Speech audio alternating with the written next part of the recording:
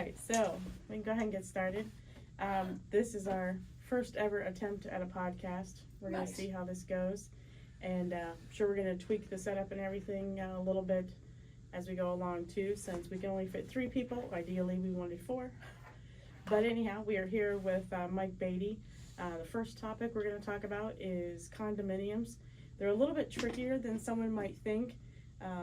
We have members of the public who don't understand that a condo is not the same as purchasing a single family home, and we run into agents who also don't understand. It's just not the same as purchasing a single family home.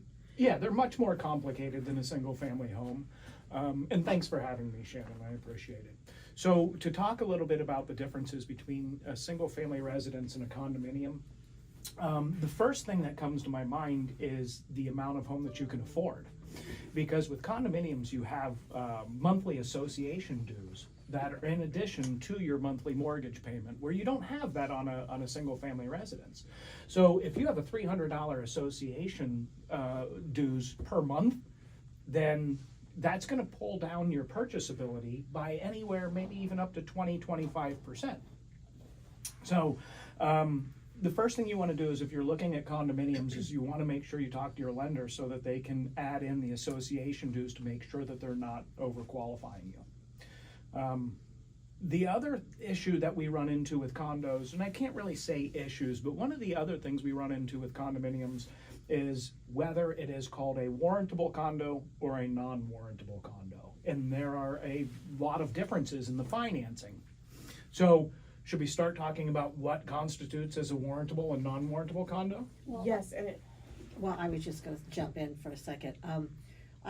So many buyers are FHA buyers, and so many condos are not FHA approved. Correct. So I guess it's important to bring up the importance of doing your homework before you fall in love with the place, to find out if it is FHA approved and what the process is in determining whether it's FHA approved or not. Oh, that's great. I agree with you 100%. So, and warrantable and non-warrantable does not mean that you can buy a home warranty for the property. that's correct. It doesn't mean it's more. We've ran into that a lot. That's what people think. Correct. So Has nothing to do with that. Let's start off with the FHA real quick. So Marie's 100% correct. If you have an FHA, if you're an FHA buyer, if you have an FHA buyer as an agent, the first thing you want to do when they're looking at condominiums and they fall in love with one is to call your lender. Give me a call so that I can look it up through a database on whether that community itself is FHA approved, because the community itself needs to be approved through FHA. And we can log into HUD's website and look at a list based on zip code and based on community names.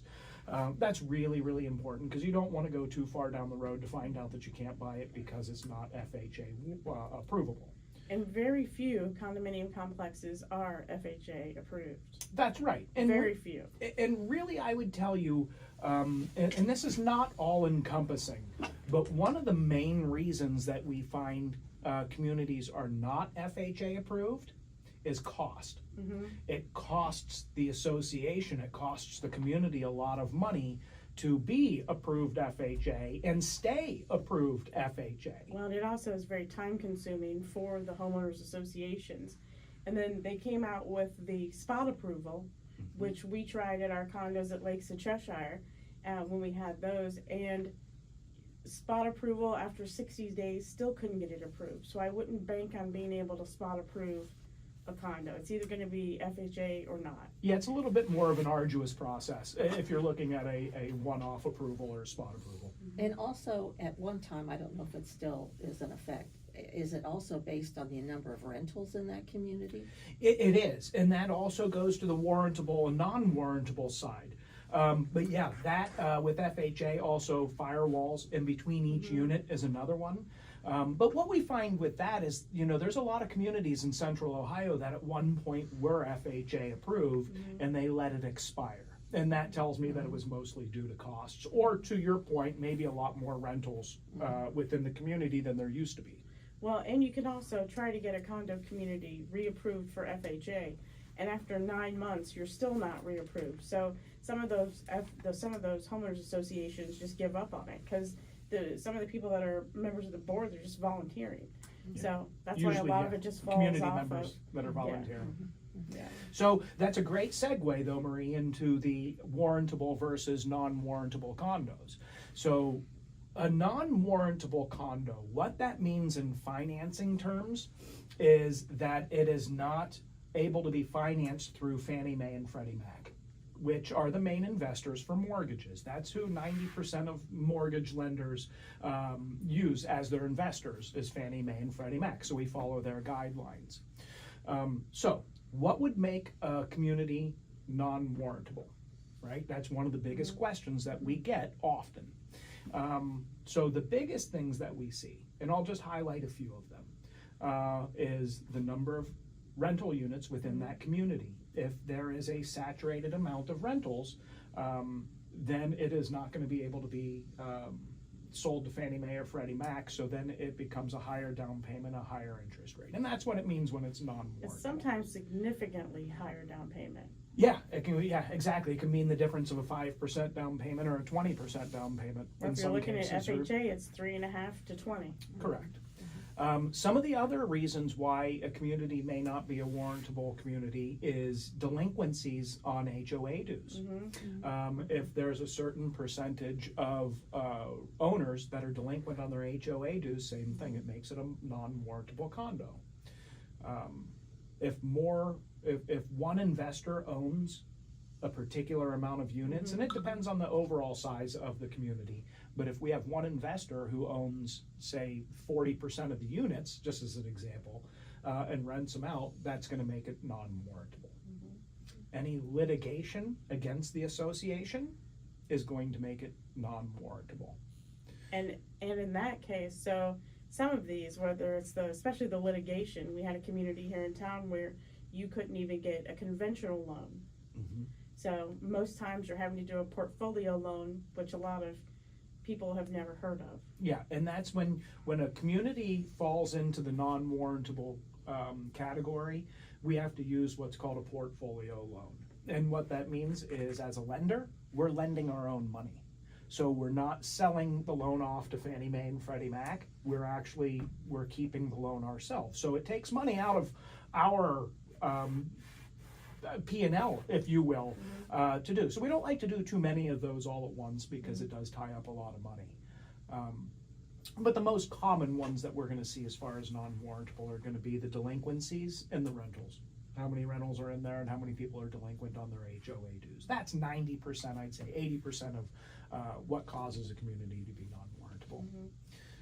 Warrantable condos, in general, they can use financing just like a single family residence. They can use conventional 30-year fixed with 5% down, paying PMI, of course, but it does give a lot more flexibility to those people looking to purchase condominiums. How do we find out? That's always another question we get, and I'm sure you were thinking it. How do we find out if it's a non-warrantable condo or a warrantable condo? Up front, we typically aren't going to know unless we know off of history. Well, and we can't even tell through the MLS because there is not a category for portfolio loans. Yeah, right. So we're not going to know until we get into the file, and it's very nice because we see it more and more now where the sellers are providing us with all the condo documents up front, or at least earlier in the process. Because we had that added to the purchase agreement. That's not a bad thing.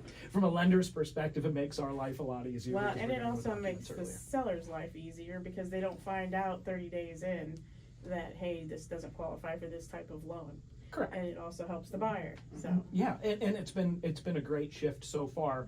It just allows us to find out much earlier in the process if we're going to run into any issues with that. So what we do is we take the condo docs that we get, and then we order what's called a condo questionnaire through the association. So we're going to order what's called the condo questionnaire, and then we're going to order the master insurance policy. So every community has what's called a master insurance policy that covers. Now, will the seller have that, or do you have to go through the association? We typically go through the association with that. And then we get the name of the agency through the association and go directly to the agency, a lot of the times the insurance agency, to get that paperwork.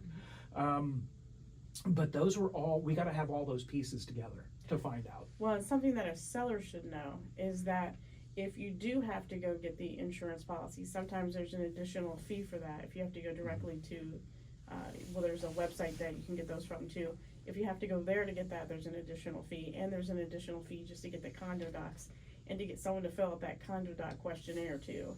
So that's something that a lot of people don't know. They think, well, I'm an owner, I can just get that stuff, but you really can't. Yeah. Because that condo questionnaire makes it a little more difficult. Correct, and it's up to each individual association whether they're gonna charge, or if they're gonna charge $100 or $300 for Or that information. $750. Or $750, yeah, or whatever they want to charge, I suppose, is Yeah. really what it comes down to. But yeah, so we're gonna order all of that stuff, Marie, right up front.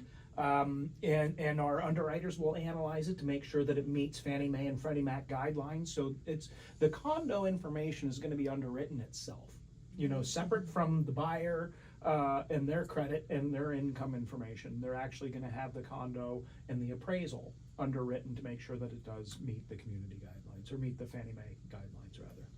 And then we also get a lot of people who want to do a VA loan on a condo. Mm-hmm. And a lot of folks assume if it's warrantable, then you can automatically do a VA loan.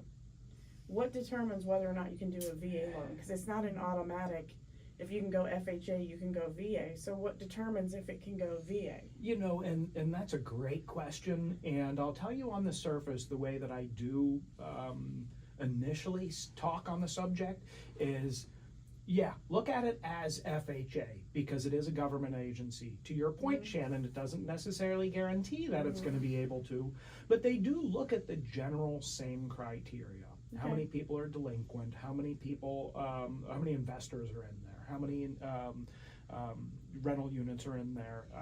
Is there any litigation? Things of that nature.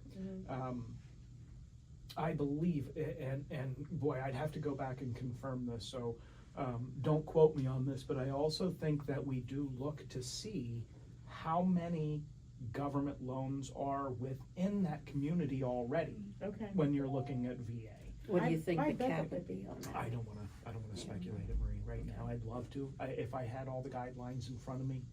But I bet that would be one of the research it. criteria. So there's a lot of different stuff that gets looked at for condominiums.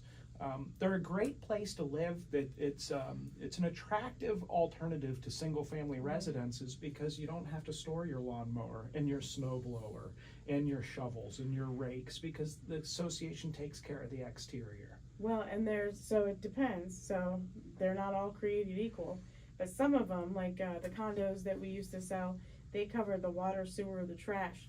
Those are huge expenses, especially in Delaware County. So, you know, that, and the condo fees were fairly reasonable at $250 a month. So if you're getting water, sewer, trash, and snow removal, you know, and landscaping and all that stuff included, then that's a huge benefit.